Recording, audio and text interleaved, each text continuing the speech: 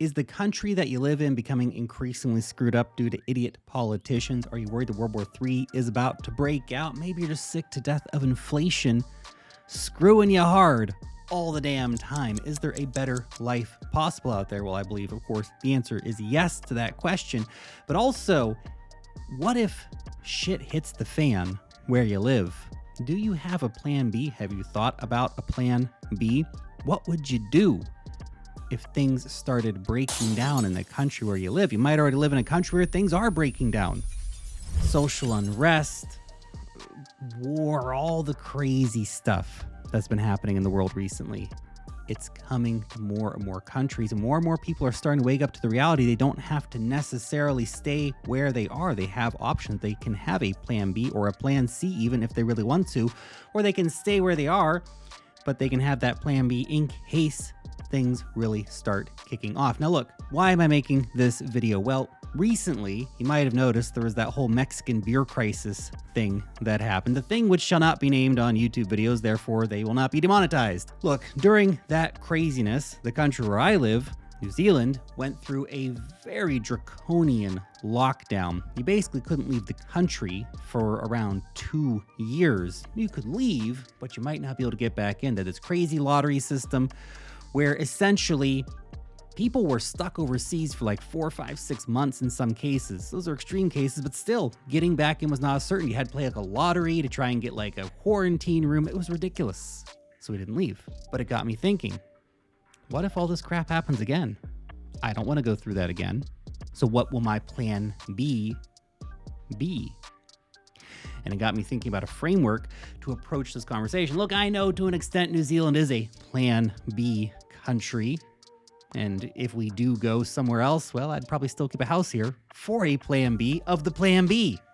You can always come back, of course, to where you leave from.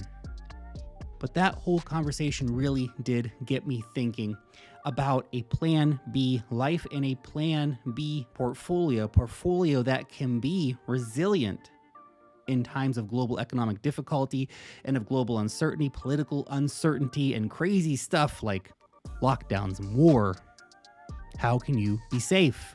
Because here's the deal, and why I'm making this video and thinking about this conversation. By the time shit hits the fan again, it's going to be too late to start planning a plan B. You're going to be in it. And you've either prepared for such a scenario, or you'll have to live with the consequences of not having prepared for such a scenario. Before we get into this topic, if you do enjoy this kind of content, make sure to leave a thumbs up on this video, and of course, subscribe to the channel if you're not subscribed already. So first I want to discuss with you is geography. Do you have somewhere else to go? That's an interesting question to ask yourself. So for me, I actually bought second passports for the family just in case. Did you know you can do this? If you have the money, you can actually just buy secondary citizenships. Caribbean countries are pretty famous. Places like St. Kitts and Nevis are pretty famous for selling passports to people. There's a whole variety of reasons why you might get an extra passport beyond just having a plan B. Maybe you want better investment opportunities, you want better life opportunities, better travel opportunities, whatever it might be. There's a lot of interesting reasons to get a second passport in your life. And while I do not currently have that second home abroad, I am definitely thinking of buying one. I just need to decide where that is going to be. Somewhere that's relatively uncorrelated with the Anglo-Western country that I live in. Don't know where it's going to be, but it's something I'm thinking about. Look, I see this stuff, a second home, a second passport. This is an essential part of a plan B. It doesn't matter if you've diversified out your income and you diversified out your assets and all this other kind of stuff. If you have nowhere to go, if you're stuck, if capital controls come into play. And we see capital controls in a lot of countries around the world. They're increasing all the time. And in times of conflict, I would expect capital controls to increase even more. So this is definitely part of it. By the way, not sponsored, but I did use a company called Henley Global to get my passports, second passports for the family.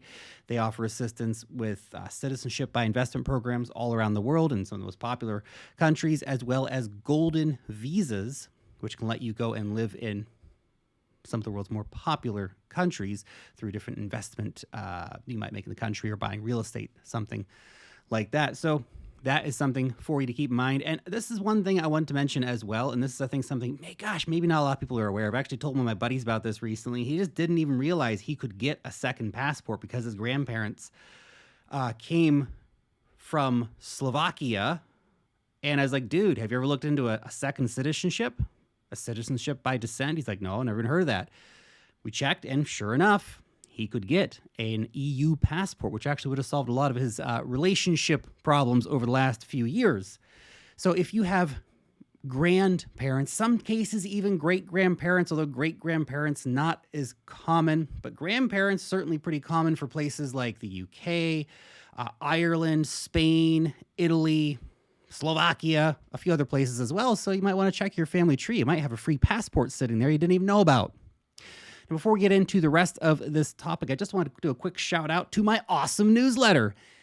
If you are investing in the cryptocurrency space, you've got to get signed up to the Wealth Mastery Report. It is the best damn newsletter in the cryptocurrency industry. Every single issue is so jam-packed full of alpha. It is freaking ridiculous.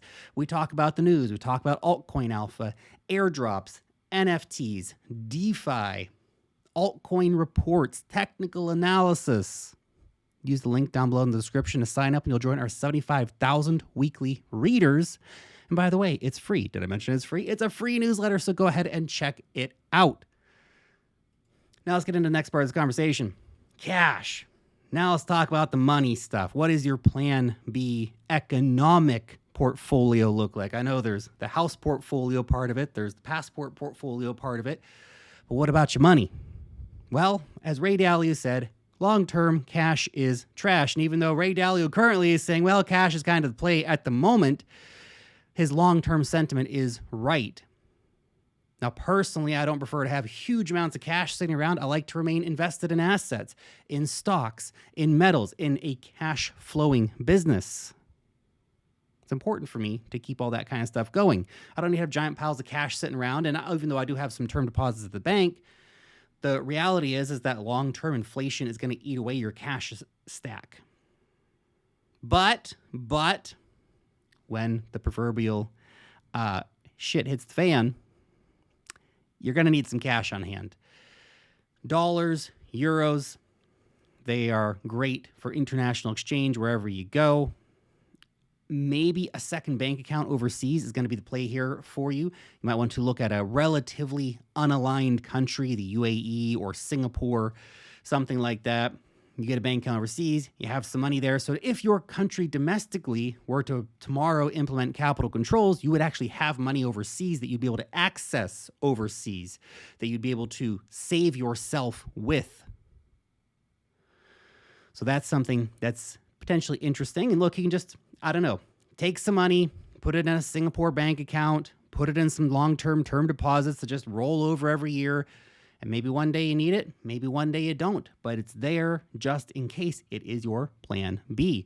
Because remember too, you can't just take a bunch of cash across the border anymore. So if you have, $100,000 sitting in your safe and you want to hop on a plane with that, no. There's going to be all kinds of questions. Where'd you get that? What are you doing with that? Why do you need to take that money? Don't you know we have capital controls in place now? You can't take that money. In fact, we're just going to keep that for you for safekeeping until you come back. You are going to come back, right? When you come back, then you can go to court. Then you can put in a petition. Then you can spend lawyer money to try and get your money back. Because we're not just going to give it back to you. We're going to confiscate it. Problematic. Very, very problematic.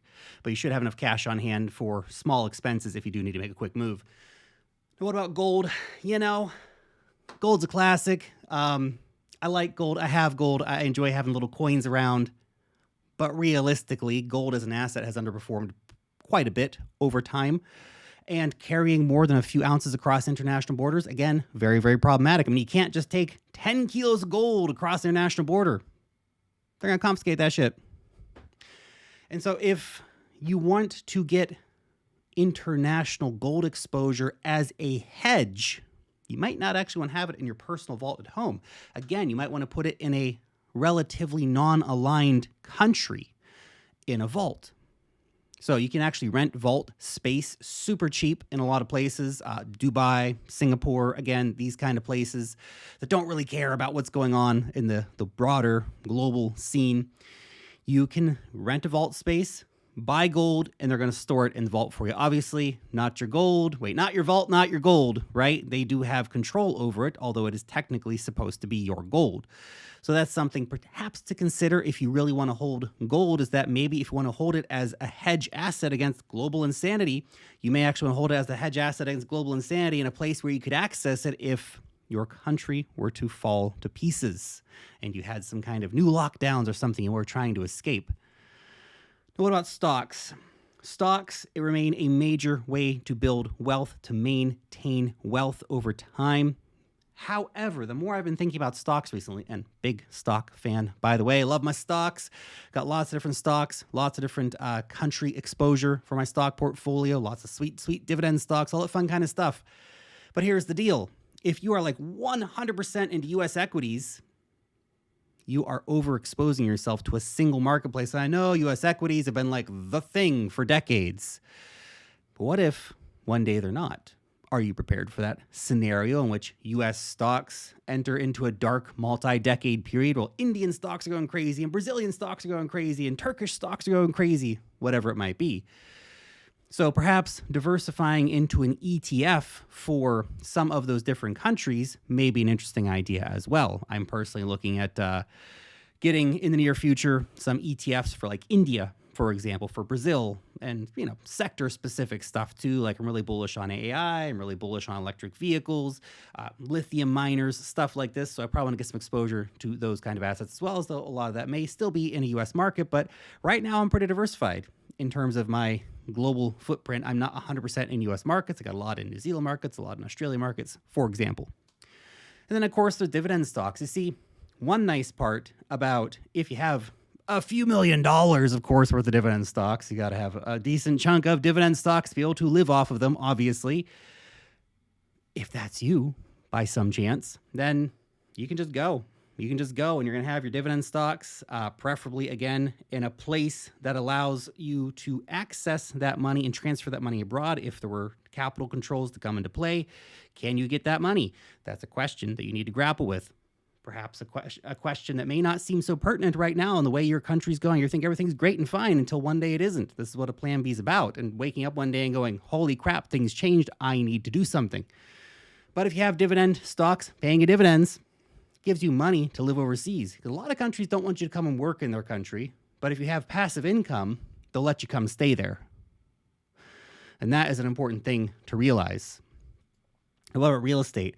Real estate has been a path to wealth for many people, and I don't currently own any investment properties. I am considering buying investment properties, things to pass down to my kids, not necessarily building like a real estate empire. You never know. Maybe we'll see, but probably not. But keep in mind the limitations and the realities of properties. You got to deal with renters. You got to deal with all that stuff. You're probably going to have to outsource that if you have to rush overseas in a quick minute. So that's something to keep in mind. And of course, they may put in sort of restrictions on selling and all kinds of stuff. Real estate's a tricky asset class. And if you have 100% exposure to one single country, it creates potentially more problems for a Plan B portfolio. But again, I like real estate in theory, even though I don't have any beyond our family home. Now, what about our old boy Bitcoin? Now, as we know, most altcoins are kind of hot garbage. So if we're talking about a Plan B portfolio, like the portfolio of like, if shit hits the fan, then what's going to happen? Well, actually, top crypto assets, Bitcoin and Ethereum, are very, very interesting. And while altcoins are really, really great for making money when the season comes, altcoins are not great for storing wealth. I mean, Bitcoin and Ethereum are also volatile for storing wealth, but look, the numbers speak for themselves. If you dollar cost averaged in to Bitcoin for the last 5 years, putting in like, I don't know, $1,000 a month or something like that, you would be up 90%. That includes buying the 69K peak, the 64K peak, right down through. If you've just been simply buying weekly or monthly for the last 5 years, you'd be up 90%. So that sounds like some locking in a purchasing power for me. And of course, the great part about Bitcoin is you can take huge amounts of it across international borders. Now, that may not always be the case. They may be more intrusive on that in the future, looking for hardware wallets and things like this. Still, there's going to be ways to do it. You'll be able to be clever and have your seed phrase written down in a way that won't be able to be found and stuff like this. It's a lot easier to get across the border with 12 words written on a piece of paper compared to getting across a border with 10 kilos of gold in your suitcase. Which one do you think is more likely to be found? So that's pretty interesting in terms of wealth preservation and being able to move your money, access your money anywhere in the world at any time. And obviously volatility is an issue, but the great part about crypto is that it's super, super liquid internationally, and it can go anywhere. No capital controls, no censorship. You can move your Bitcoin literally anywhere, to any country, to any person at any time. And that's a beautiful thing when you think about a Plan B portfolio. Now, what about business? This is something that's interesting for me too. You see, if you have a brick and mortar business in one country, that is a dangerous level of exposure if you want to have a Plan B portfolio. Look, you don't have to do any of this stuff, right? You don't have to have a Plan B portfolio. You can just live your life and look, if shit happens, you're going to deal with it. But that's not for everybody. Not everybody wants to just deal with it. Some people want to do something different. And look, business is pretty damn awesome if you can run it online, especially. So for me, currently, I have a business that I can do anywhere in the world. I can make videos anywhere in the world. And the core sort of YouTube stuff, yeah, there's ad revenue, yeah, there's sponsorships, yeah, there's affiliate marketing. That's all great. But I also run 2 newsletters that are diversifying out my income in terms of, again, sponsorships and selling courses and stuff like this, premium memberships, all this sort of stuff. That can be done anywhere in the world. And so that's liberating for me to know that if shit hit the fan tomorrow, get on a plane, I go, my businesses come with me. Of course, there's a bit of legal paperwork and stuff to do in the background to get all that stuff moved over, but still, the key thing is to have options on the table if you need them. This is the really, really big thing here. You got to hope that you're never going to need to use these options. But if you do need to use these options, if the day comes when you're in that scenario, you're going to be damn glad that you prepared for that. I feel like during the recent lockdowns and stuff here that came in New Zealand, I was not adequately prepared. I hadn't thought enough about like, what if something like this happens? Now it's happened. Now I'm thinking, what if something like this happens again? What am I going to do to ensure that my assets maintain enough flexibility to be able to protect my family and my wealth? That is my thinking on a Plan B portfolio. Let me know what you think. Am I just being paranoid here, or are you thinking the same way? Let me know down below. Thanks for watching. I'll see you next time.